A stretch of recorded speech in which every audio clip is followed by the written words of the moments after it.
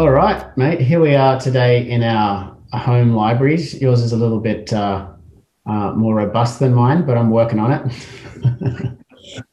So, to talk about the evolution of change versus revolution of change, right? Yeah, and usually we would be probably in the same city, sharing a cocktail and some desperately unhealthy food. And just full disclosure, I've not read any of those books, or very few of them anyway. Isn't it? Yeah, look, I think you and I, we work a lot in change in our roles, being account management, implementations, operations, design. I've often kind of viewed how we help customers with change really much kind of split into two arms. One is the technical side of change, and that's where you're talking about building new tools and solutions and platforms for them to actually work with us on. These are things that are very tangible in nature. These are tasks. We need to build something. We need to set up something. We need to configure something. They're very tangible in nature, and they're usually part of an implementation project or an optimization of an existing customer. But they're things that we can tick off and we can see them and we know that they're complete. So once it's done, it's done. Then you kind of have the more interesting side to me of change, which is the human element of change. And I kind of think back to when you and I rolled out our project management platform in FCM a couple of years ago. Do you want to maybe talk about how that kind of came about? Because I think that's a really interesting study of how we roll change out into our business internally. It is a really good story, isn't it? And it kind of ended with how we are right now as a process of change management. It was a lesson, wasn't it? And they all are. And we had our objectives. We knew we had to digitize. We knew we had to get on a platform that was collaborative globally, and stop people saving things to an Excel on their desktop in a box. Yeah. And that's what we set out to do. But at the very start, when we were designing this, we knew we had to get this quantum leap into the digital space. We knew that. We kind of knew what products and platforms there were out there to select from. We did that. We chose that. What we didn't know, what was the I guess the human element of change, and what was the perfect system.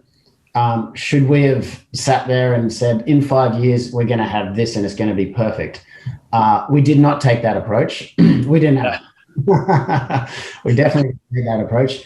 And I'm glad, because, when the time comes, excuse me, things have usually changed enough that you would have been wrong 5 years prior trying to project what that was. But we got going, and what that started as was a big, ugly, 1,000-task long thing that was really hard to use. Yes, it was digital. Was it a better user experience? Probably not. Was it a pleasant change management experience for everyone around the world? Definitely not.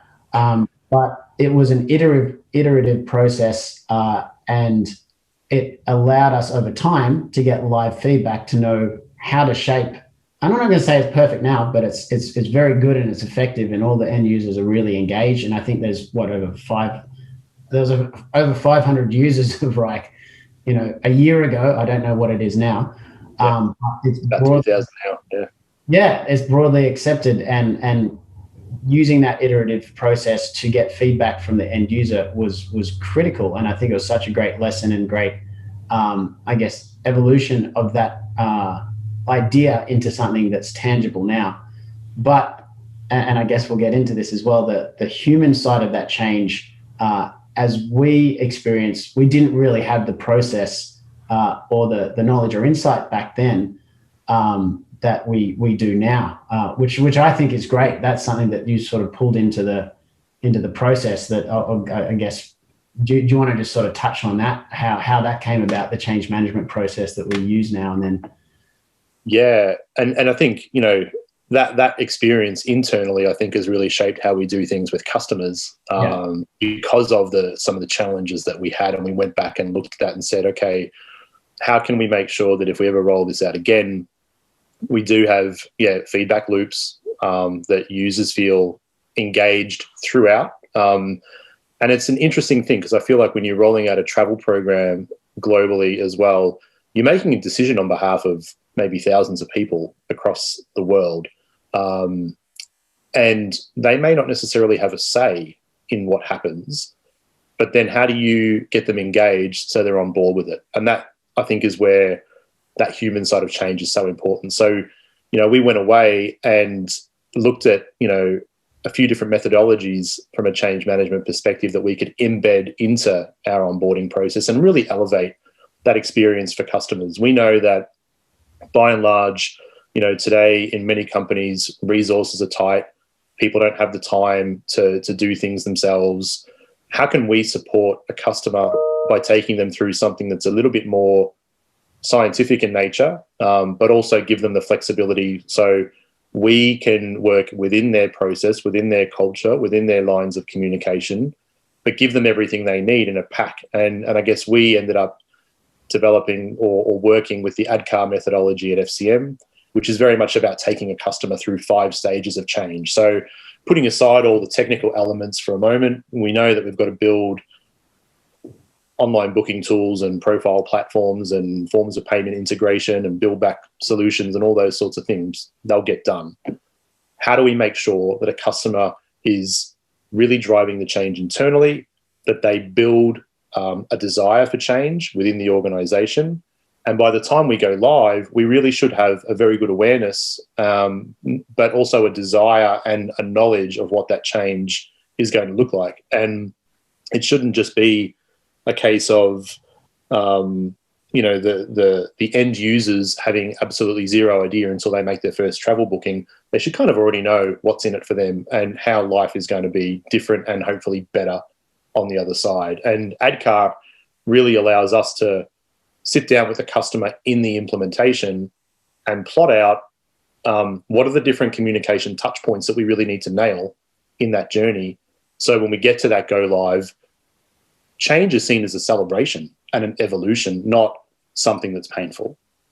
Yeah, totally, man. And I think, talking about, the problems in the business and the solutions that we came up with, I think that story before was just, it's such a good example of what we did, the problems we found along the way, and the sort of solution that we ended up at is really kind of relevant to this story here within the implementation process, where we found exactly the same problem of the human side of change, not us implementing an internal platform like Reich, but a client implementing a new travel program. Like you said, the technical stuff gets plugged in. We've always been able to do that. That all gets connected. But then, how do you deal with people, which is always the biggest variable in any account that we onboard. And I think the ADKAR model, and that's just for everyone's sake, I'm not going to go into a lot of detail, but awareness, desire, knowledge, action, and reinforce. Having a methodology that there, because there is science and there is psychology behind this, but it also makes you just stop and think, okay, is it just an email that I'm going to send out to everyone and a go live date and that's it? Where we might have had a little bit of a rigid process, not really thinking about, how this is going to change people's worlds, because that's going to be a critical success factor. If you haven't sold it to the executive and it hasn't been pushed down, then are you going to get the buy-in from the users? Conversely, if you've had no experience of what the users have been doing and how their world's going to change, you're not going to get good user adoption from the users. So it's top down, it's bottom up. And I think this makes us stop and think and have a framework, so we don't really lose out any of the components that we need to think about. And the other thing that I really took from this is, we can have a standard implementation process, but every company's different. Their culture's different. It's a different size change for every single customer. They might go from using one booking tool to the same booking tool in a different TMC, or they might be completely unmanaged and coming on board new to all technology. So to actually understand, A, their pain points of why they moved on to us, but B, how big of a change is it for them? And that's so important to understand before you undertake the journey at a company level. And I also like what we've done with the introduction of personas, because that's been really successful in the account management space. And we can thank our marketing gurus for that one. But that also has allowed us to have a plan for all of these personas as we embark on this journey and bring them into our world. Because I'm not going to tell the C-level the same that I'm going to tell an end user. And we need communications for travelers, travel bookers, travel managers. And this allows us to have a communications plan that actually incorporates all these different personas, understand the changes along the journey. And then, once we go through that process, at the end, that reinforced part of the ADKAR model is really important, because cognitive dissonance is something that everyone experiences whenever they make a change. And all of those levels need to understand and believe, and it should be fact-based that they've done a good thing. So going back and having a feedback loop, we were just talking about feedback loop separate to this conversation on an ongoing basis. Like, to have this, it's a loop called a loop for a reason, right? Like, we need to know from them, but then that needs to trigger an action for us. So we hit on this continuous improvement cycle of success for each of these personas. And I know you're big on that sort of continuous improvement philosophy, I guess, or methodology, right? Yeah, absolutely. And I think to summarize, I would say that change is never easy, but I also would say it doesn't need to be difficult if you plan for it.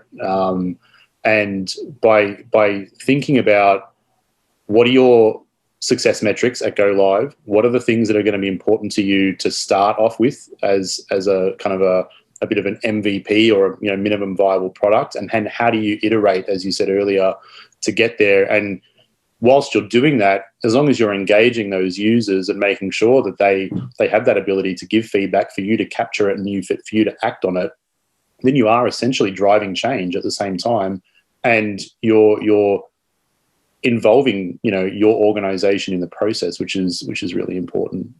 So yeah, look, I'm a full believer that change doesn't need to be difficult, provided we plan for it. And I think at FCM, over the course of this year in particular, we've really done a lot to invest in how we support customers on that.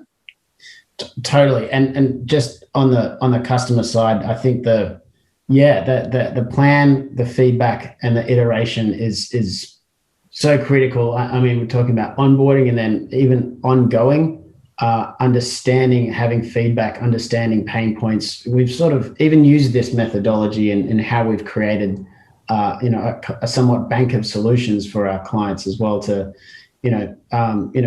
ideas come from problems. Problems aren't actually always bad.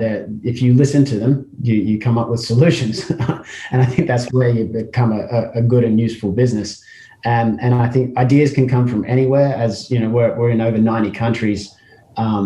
In trying to understand and wrap my head around all the solutions that are out there, there are good ideas that come from any part of the world. And that's something that's great about our business, and being able to sort of harness that power of the collective problem solving that we do as a business is great.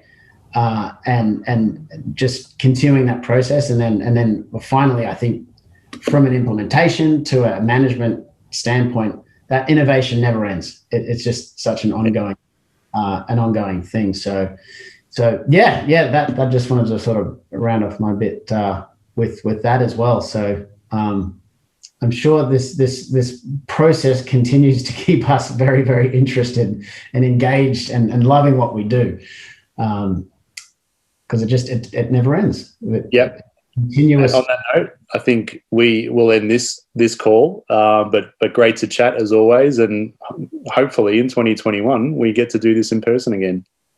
Exactly. We can have our old fashioned. Yeah. All right. Take care, my friend. All righty, mate. Thanks again.